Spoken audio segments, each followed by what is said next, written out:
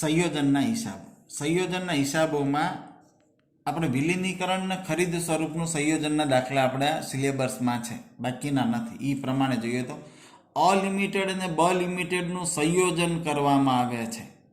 અલિમિટેડ અને બ લિમિટેડનું સંયોજન. આ માટે અલિમિટેડ બ લિમિટેડનો ધંધો ખરીદી આ તારીખે બંને કંપનીના પાકા સર્વે નીચે મુજબ. બંને કંપની આપી અલિમિટેડ જમીન મકાન પ્લાન્ટ યંત્રો ફર્નિચર રોકાણ સ્ટોક દેવાદાર રોકડ બેંક આપી છે. ઇક્વિટી શેર મૂડી પ્રેફરન્સ શેર મૂડી સામાન્ય અનામત નિકાસ નફાનું અનામત રોકાણ વળતર અનામત નફા નુકસાન ખાતું 14% ડિબેન્ચર ધંધાના લેણદારો અન્ય ચાલુ દેવા. અલિમિટેડે બ લિમિટેડનો ધંધો 1 એપ્રિલ 2011ના રોજ લીધો. અલિમિટેડે ખરીદ કિંમત નીચે મુજબ ચૂકવી. ₹10 એવા 70,000 ઇક્વિટી શેર બ લિમિટેડના ઇક્વિટી શેર હોલ્ડરો માટે આપ્યા. બ લિમિટેડના પ્રેફરન્સ શેર હોલ્ડરોને 10% પ્રીમિયમે નાણાં ચૂકવવા ₹101 એવા 14%ના પ્રેફરન્સ શેર આપ્યા. બ લિમિટેડનો ધંધો જે છે એ અલિમિટેડ ખરીદી લે છે અને ખરીદ કિંમતમાં આટલી વસ્તુ આપે છે. બ લિમિટેડના ડિબેન્ચરો અલિમિટેડમાં તેટલી જ સંખ્યાના ડિબેન્ચરમાં ફેરવી નાખ્યા. બ લિમિટેડના કાનૂની અનામત હજુ 2 વર્ષ સુધી રાખવાના છે. કાનૂની અનામત એટલે આ રહી નિકાસ નફાનું અનામત અને રોકાણ વળતર અનામત. આ બંને અનામતને કાનૂની અનામત કહેવાય. અલિમિટેડનું પાકું સર્વે નીચેના 2 કિસ્સાઓમાં બનાવો. જો સંયોજન વિલીનીકરણ સ્વરૂપનું હોય, જો સંયોજન ખરીદી સ્વરૂપનું હોય તો. પહેલા આપણે બનાવીએ છીએ જો સંયોજન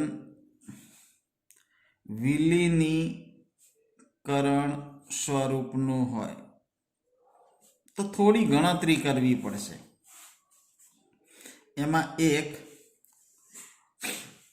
લઈ લીધેલ શેર મૂડી અને ડિબેન્ચર. લઈ લીધેલ શેર મૂડી અને ડિબેન્ચર. તો બ લિમિટેડની ગણતરી કરવાની. બ લિમિટેડની શેર મૂડી કેટલી છે? તો ઇક્વિટી શેર મૂડી. ઇક્વિટી શેર મૂડી. ઇક્વિટી શેર મૂડી કેટલાની છે? 6 લાખની. પછી 12%ની પ્રેફરન્સ શેર મૂડી બની કેટલી છે? 3,40,000. 12%ની પ્રેફરન્સ શેર મૂડી 3,40,000 અને ડિબેન્ચર 14%ના ડિબેન્ચર છે 70,000.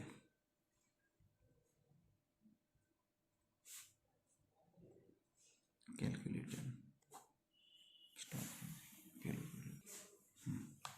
તો 6 લાખ વત્તા 3,40,000 વત્તા 70,000 10,10,000 રૂપિયાના બંધ થતી કંપની. બંધ થતી એટલે બ કંપનીના બંધ થતી કંપની એટલે બ કંપનીના આટલા શેર અને પ્રેફરન્સ લઈ લીધા. એના બદલામાં આપેલ શેર મૂડી અને ડિબેન્ચર. આપેલ શેર મૂડી અને ડિબેન્ચર શું આપ્યા છે? પહેલો હવાલો જુઓ. ₹10 એવા 70,000 ઇક્વિટી શેર બ લિમિટેડના ઇક્વિટી શેર હોલ્ડરો માટે આપ્યા. તો ઇક્વિટી શેર મૂડી આપે છે 70,000 ઇક્વિટી શેર, દરેક ₹10 એટલે 60 લાખ રૂપિયાના ઇક્વિટી શેર આપ્યા છે. બ લિમિટેડના પ્રેફરન્સ શેર હોલ્ડરને 10% પ્રીમિયમે 10% પ્રીમિયમ એટલે 10% વધુ નાણાં ચૂકવવા ₹100ના 14%ના પ્રેફરન્સ શેર આપશે. 14%ના પ્રેફરન્સ શેર આપશે. જે એમની મૂડી હતી એના 10% વધુ એટલે 3,40,000 વત્તા 10%. 3,40,000 વત્તા 10% 3,74,000ના પ્રેફરન્સ શેર આપશે. અને ડિબેન્ચરના બદલામાં બ લિમિટેડના ડિબેન્ચરને અલિમિટેડના તેટલી જ સંખ્યાના ડિબેન્ચરમાં ફેરવી નાખ્યા. એટલે તેટલી જ સંખ્યાના એટલે 14%ના ડિબેન્ચર 70,000ના હતા એટલા જ આપે છે. 14%ના ડિબેન્ચર 70,000 જ આપે છે. એટલે 7 લાખ વત્તા 3,74 વત્તા 70,000 11,44,000. હવે લઈ લીધેલ શેર મૂડી કેટલી છે? 10,10,000. લઈ લીધેલ શેર મૂડી ડિબેન્ચર 10,10,000 છે. આપેલ 11,44,000. આપેલ વધુ છે એટલે પાઘડી આવી. આપેલ વધુ છે એટલે પાઘડી આવી. પાઘડી કેટલી આવી? તો આપેલ માઇનસ લઈ લીધેલ 11,44,000 માઇનસ 10,10,000 માઇનસ 10,10,000 1,34,000 રૂપિયા પાઘડી આવી. આ પાઘડી સમજવા માટે નોંધ લખું છું, તમારે લખવાની જરૂર નથી. આ પાઘડીની રકમ પાઘડી સામાન્ય અનામતમાંથી બાદ કરવી. શામાંથી બાદ કરવી? સામાન્ય અનામત. જો સામાન્ય અનામતની રકમ ન હોય તો નફા નુકસાનમાંથી પણ બાદ કરી શકાય. ક્લિયર થઈ ગયું? ઓકે. હવે આનું પાકું સરવૈયું બનાવવાનું છે. અલિમિટેડનું પાકું સરવૈયું. અલિમિટેડનું સંયોજન બાદનું પાકું સરવૈયું.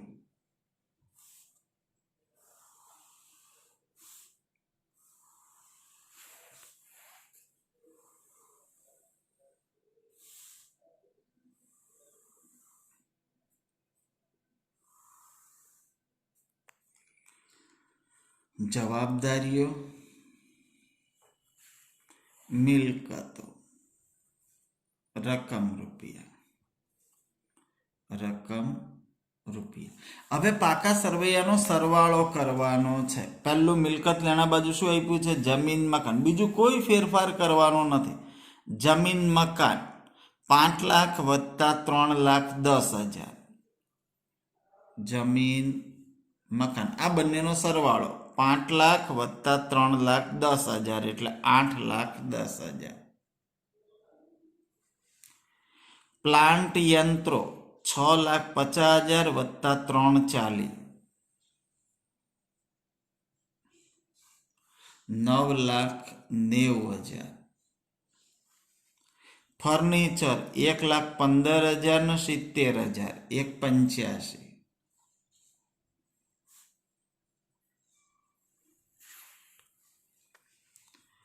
રોકાણો 1,40 1,00,000 એટલે 2,40,000.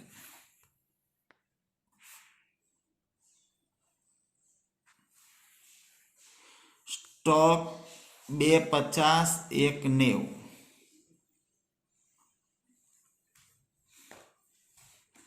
2,50,000 વત્તા 1,90,000 4,40,000. એના પછી આપ્યો છે દેવાદારો 1,80 અને 2,06,000.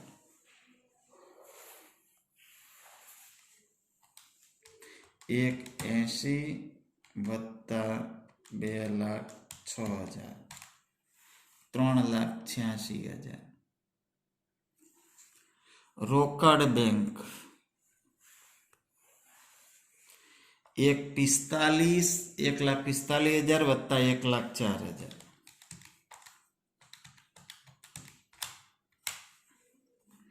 2,49,000.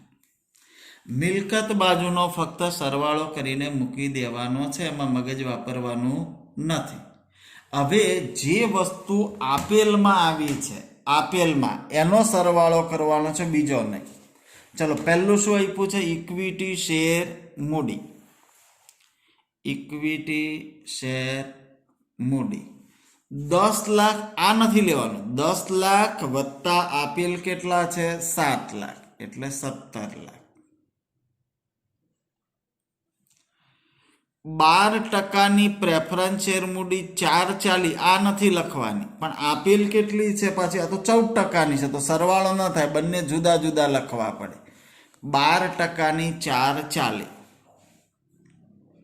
12% પ્રેફરન્સ શેર મૂડી 4,40,000 અને આપેલી છે કેટલાની છે 14%ની છે એટલે જુદી લખવી પડે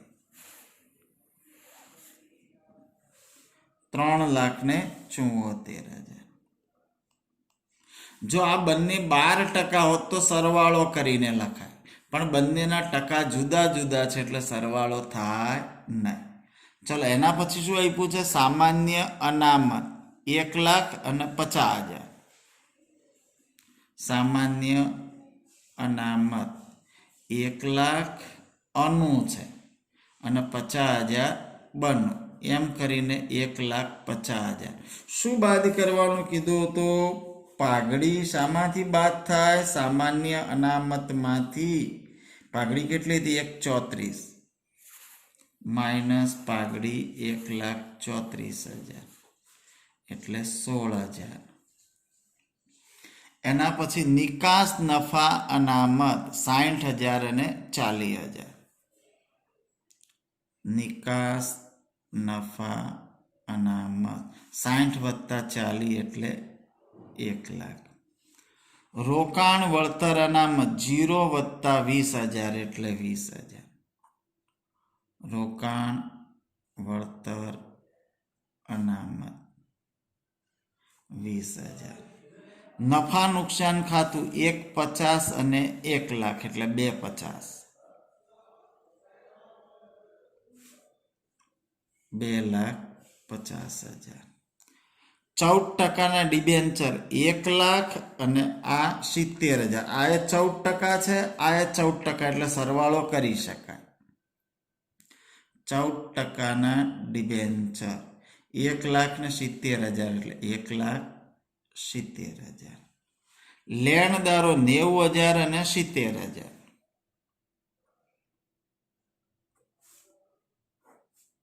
1,00,000 ને 60,000.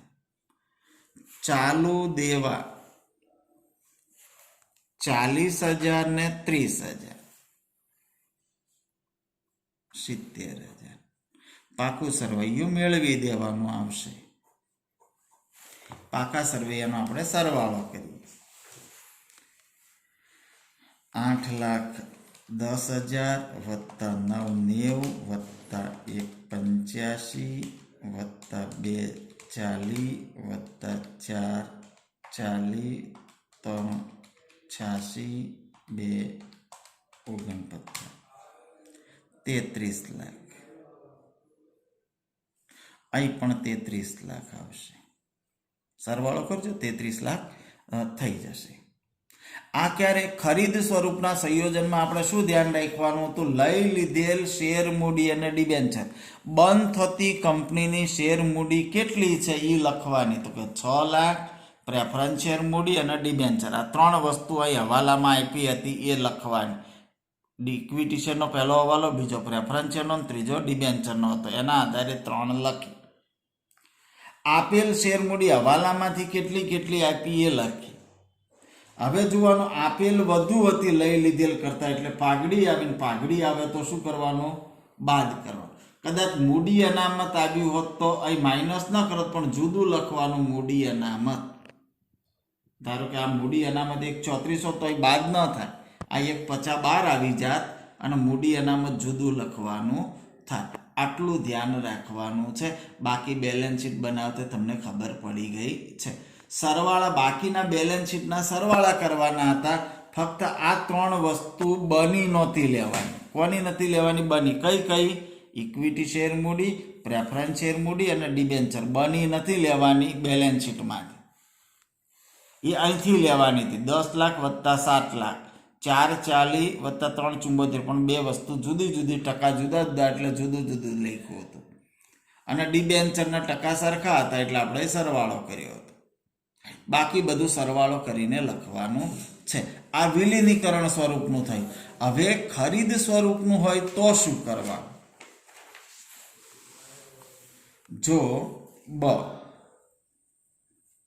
જો સંયોજન ખરીદ સ્વરૂપનું હોય તો ખરીદ સ્વરૂપનું હોય તો પહેલી ગણતરી કરવી પડે ચોખ્ખી મિલકતો. ચોખ્ખી મિલકતો, મિલકતો બાદ દેવા. ચાલો, નવી કિંમત તો કોઈ આપી નથી, તો જમીન મકાન બનું કેટલું છે? જમીન મકાન 3,10,000. વાસ્તવિક મિલકતો લેવાની છે. અવાસ્તવિક મિલકત એટલે શેર વટાવ, ડિબેન્ચર વટાવ, પ્રાથમિક ખર્ચા, સ્થાપના ખર્ચા, આવી મિલકતો લેવાની નથી. પ્લાન્ટ યંત્રો 3,40,000. ફર્નિચર 70,000. રોકાણો 1,00,000. સ્ટોક 1,90,000. દેવાદારો 2,06,000. રોકડ બેંક 1,04,000. બધી મિલકતો વાસ્તવિક હતી. અવાસ્તવિક શેર વટાવ, ડિબેન્ચર વટાવ, પ્રાથમિક ખર્ચા, સ્થાપના ખર્ચા, જાહેરાત ઝુંબેશ જેવી મિલકતો હોય તો એ લખાય નહીં. આનો સરવાળો થયો 13,20,000. દેવા કયા કયા છે? તો એ દેવા લખવાના. શેર મૂડીને દેવું ન કહેવાય, પ્રેફરન્સ શેર મૂડીને દેવું ન કહેવાય, સામાન્ય અનામતને દેવું ન કહેવાય, નિકાસ નફા અનામતને દેવું ન કહેવાય, રોકાણ વળતર અનામતને દેવું ન કહેવાય, નફા નુકસાન ખાતું દેવું ન કહેવાય, અનામત છે. ડિબેન્ચર અવેજ આપે છે. અવેજ એટલે હવાલા નંબર 3 કીધું કે ડિબેન્ચરના બદલામાં એટલે દેવું ન કહેવાય. લેણદારને ચાલુ દેવા 2 દેવા છે. લેણદારો 70,000, ચાલુ દેવા 30,000. 1,00,000. મિલકતોના સરવાળામાંથી દેવાનો સરવાળો બાદ કરો. 1,00,000 એટલા એવા 12,20,000. હવે બીજી કિંમત એટલે ખરીદ કિંમત. ખરીદ કિંમત એટલે આપેલ શેર મૂડી અને ડિબેન્ચર જે છે તે. ઇક્વિટી શેર મૂડી 70,000 ગુણ્યા 10, 7,00,000. આપેલ શેર મૂડી અને ડિબેન્ચર પણ કહેવાય. બીજું હતું 14% પ્રેફરન્સ શેર મૂડી 3,74.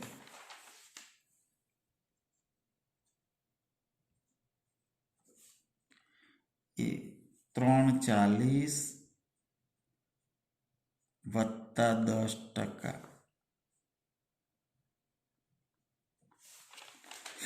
અને 14%ના ડિબેન્ચર 70.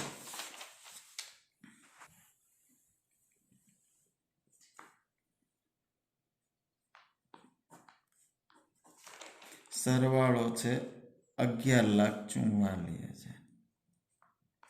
હવે ખરીદ કિંમત પાછી આના કરતા ચોખ્ખી મિલકતો કરતા વધુ આવી. ખરીદ કિંમત ચોખ્ખી મિલકતો કરતા વધુ આવી તો પાઘડી આવી.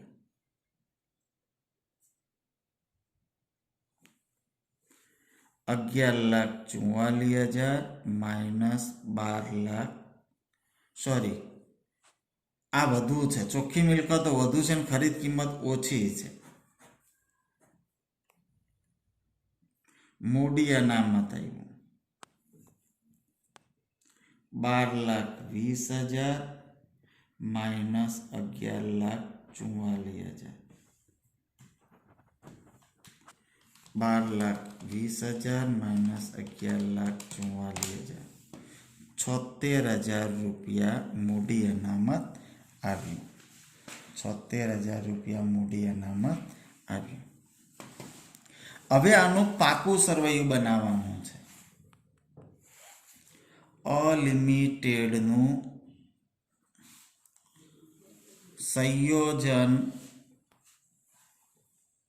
બાદનું પાકું સરવૈયું.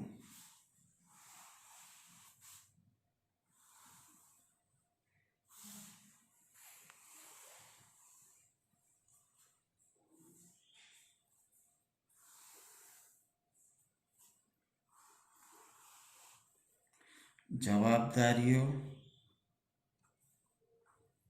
મિલકતો, રકમ રૂપિયા, રકમ.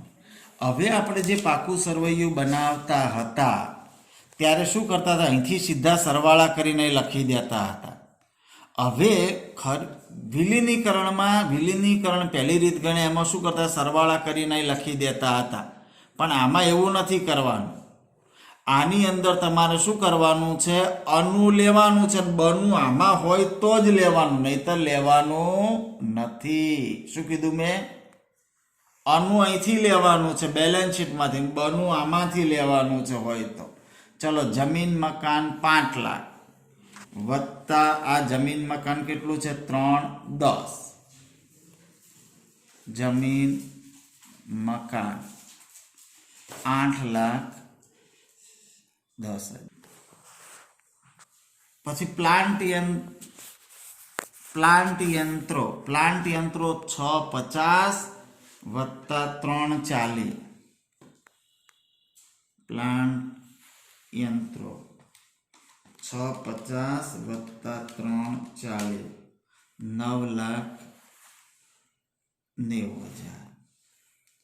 ફર્નિચર 115 વત્તા 70,000, 185.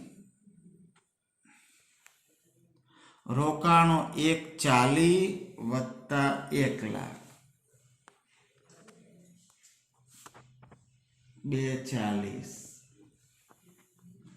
સ્ટોક 250 અને 190, 250 વત્તા 190,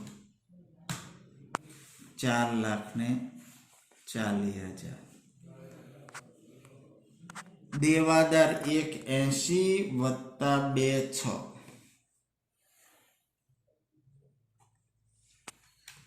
1,80,000 વત્તા 2,06,000, 386. રોકડ બેંક 145 વત્તા 1,04,000,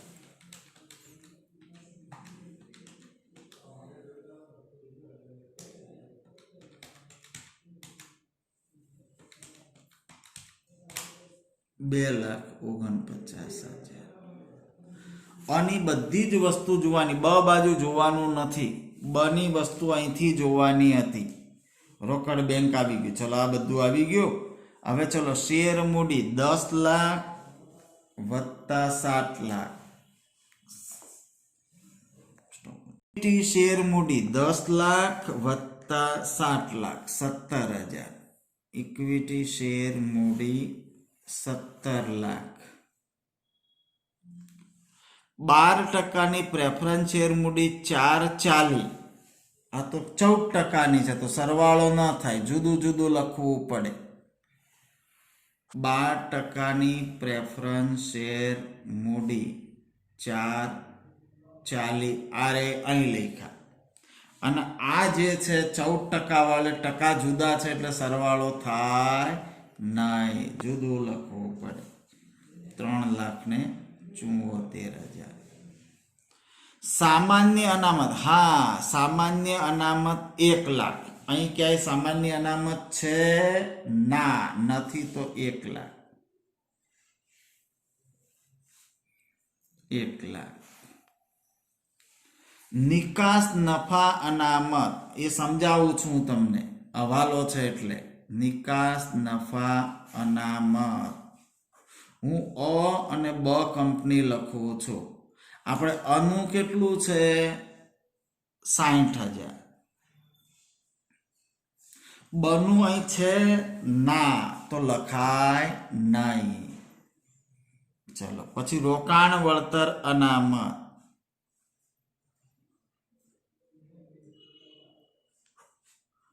અ અને બ આ બે કાનૂની અનામત છે. આ બે કેટલા કયા છે? કાનૂની અનામત. હવાલો છે એટલે હું આ બે લખું છું આ રીતે. અનું કેટલું છે? ડેશ. બનું આમાં છે? ના, નથી, તો ન લખાય. નફા નુકસાન ખાતું 1,50,000 આમાં ક્યાંય છે ના નથી તો 1,50,000 14% ડિબેન્ચર 1,00,000 અને આ 70,000 14% ડિબેન્ચર 1,70,000 લેણદારો 90,000 અને આ 70,000 1,60,000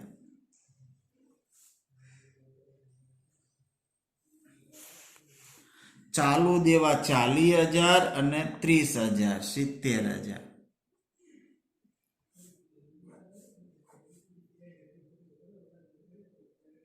હવે જુઓ આ આવી ગયું કોઈ બાકી રહ્યું ના આવી ગયું આ બે પણ આવી ગયા આવી ગયું હા આ શું છે મૂડી અનામત હોય તો અય લખાય અને પાઘડી હોય તો અય લખાય મૂડી અનામત 76,000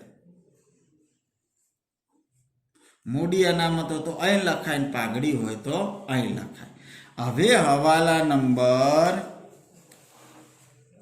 4 બ લિમિટેડના કાનૂની અનામત હજુ 2 વર્ષ સુધી રાખવાના છે એ કાઢી નાખવાના નથી તો કાનૂની અનામત કયા નિકાસ નફા અને રોકાણ વળતર અનામત આ 2 કાનૂની અનામત છે એ બ લિમિટેડના આપણે લખ્યા નથી હવે લખવા છે એટલે 2 વર્ષ સુધી રાખવા છે તો ચલો બનું કેટલું હતું નિકાસ નફા 40,000 આ આપણે વધારાનું લખ્યું છે મેં સ્ટાર કરું સમજાવવા માટે અને આનું કેટલું છે આ 20,000 હવે આ આમાં નહોતું લખ્યું છે તો આ બાજુનો સરવાળો વધી જાય આ બાજુનો સરવાળો શું થાય વધી જાય કેટલો વધી જાય 40,000 ને 20,000 એમ કરીને 60,000 વધી જાય તો એ હરખું કરવું હોય તો શું કરવાનું અહીં લખવાનું સંયોજન હવાલા ખાતું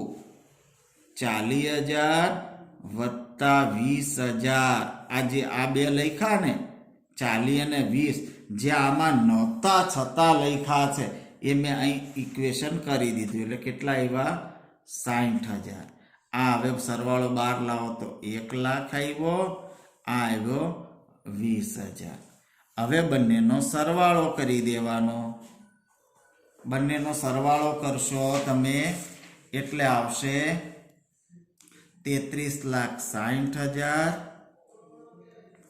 33,60,000 આ દાખલો 2 વખત ગણવાનો છે અને બીજો એક દાખલો હું તમને 2 દાખલા મોકલું છું એ દાખલાઓની તમારે પ્રેક્ટિસ પણ કરવાની છે.